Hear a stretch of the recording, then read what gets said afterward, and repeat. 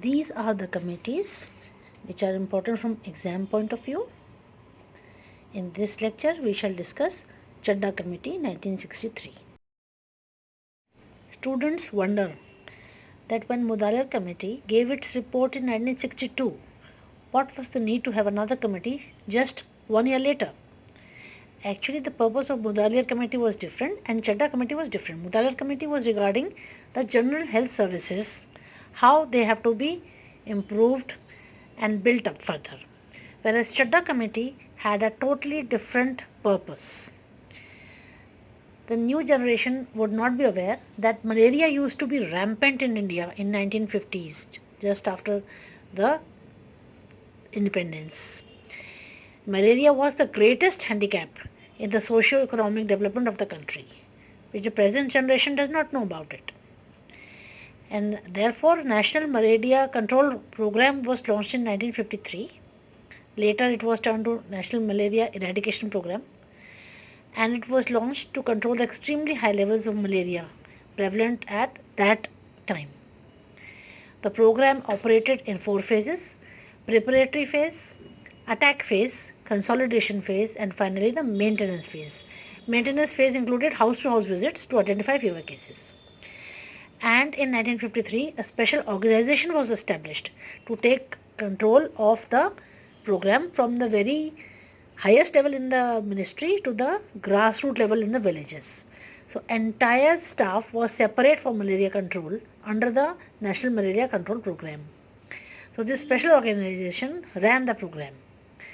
While the maintenance phase, the 4th phase, was to be the responsibility of the general health services of the country in 1964.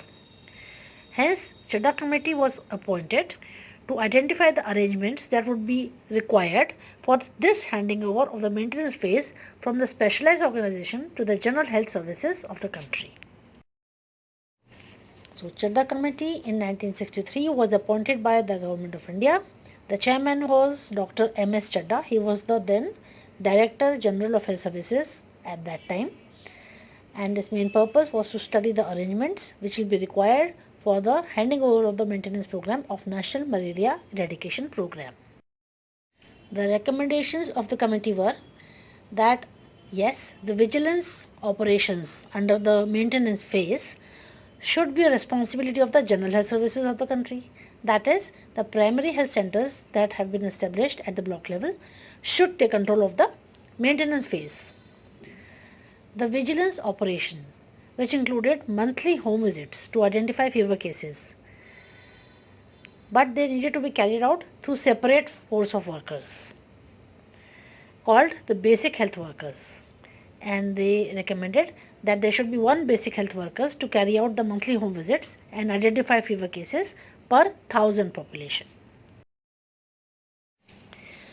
Maybe they thought that just monthly home visits would be too little work, so they envisaged these basic health workers as multi-purpose workers. That is, in addition to carry out home visits for malaria vigilance, they can collect vital statistics and do family planning activities along with the malaria activities.